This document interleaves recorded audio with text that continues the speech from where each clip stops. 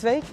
Esmu Karolīna no Kempferi 365, un šodien vēlos jums prezentēt visaugstāk novērtēto piekabi Eiropā. Tā ir Hobija, deluxe komplektācijā, paredzēta no 6 līdz 7 personām, ar 5 gadu garantiju, un ejam apskatīt, kas te ir.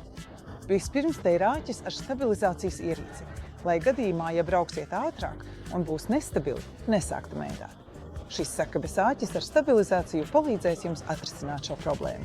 Tad šeit ir iekāpšanas pakāpiens, vieta 2 gāzes balonu glabāšanai, un šīs spraugas nav izveidotas tāpat vien, bet gan tam, lai gāzes noplūdes gadījumā gāze vienkārši izplūst ārā.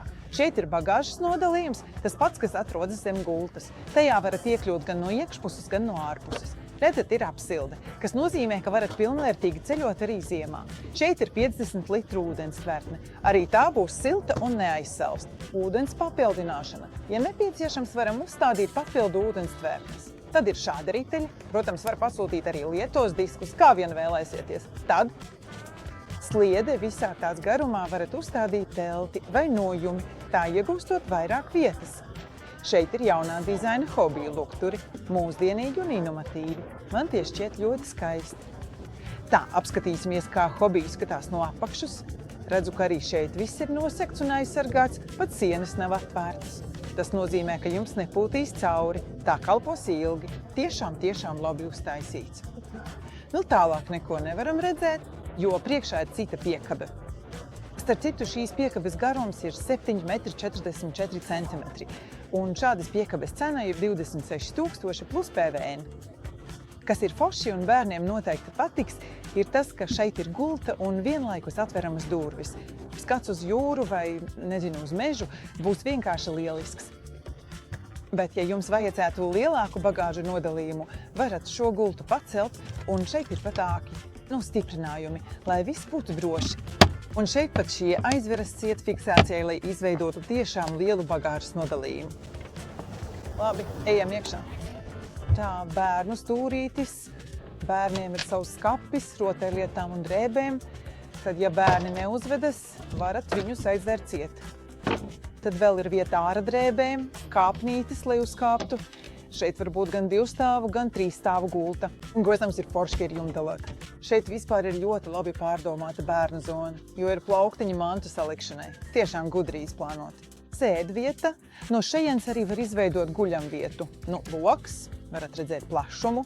Man ļoti patīk šis audums. Redzams, ka tas kalpos ilgi. Virtuve, tāds atjaunots dizains, tumšāks un graznāks.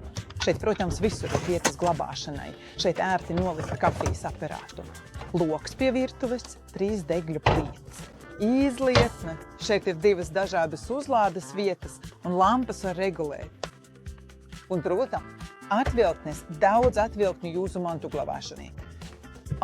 Vēl skatos, ka ražotāji sāk likt leduskapjus, kas veras no abām pusēm. Tie ir tiešām ērti.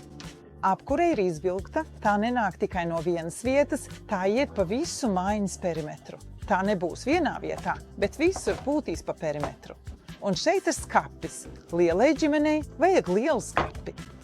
Tā, guļamistaba. Arī guļamistabai ir aizslietnis, lai jums būtu privātums. Šīs tā sauktā franču gulta. Viens otrs loks, tāpēc tiešām, nejutīsieties iesprostot, būs gaisma. No guļamistabas redzu regulējas apgaismojums visā mājiņā, varēsiet izslēgt, vienkārši nevajadzēs kāpt ārā no gultas.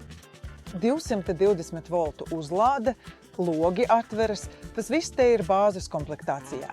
Gan nakts aizskari, gan moskītu tīkli. Bet tagad kā te ietilp tajā gultā? Paskatīsimies. Nerijus ietilps, domāju. Ietilps. Nerijus teica, ka ietilps tātad 2 pieaugušajiem, tad tiešām pietiek vietas. Man šķiet forši risinājums, ka izlietne ir tā atvērta.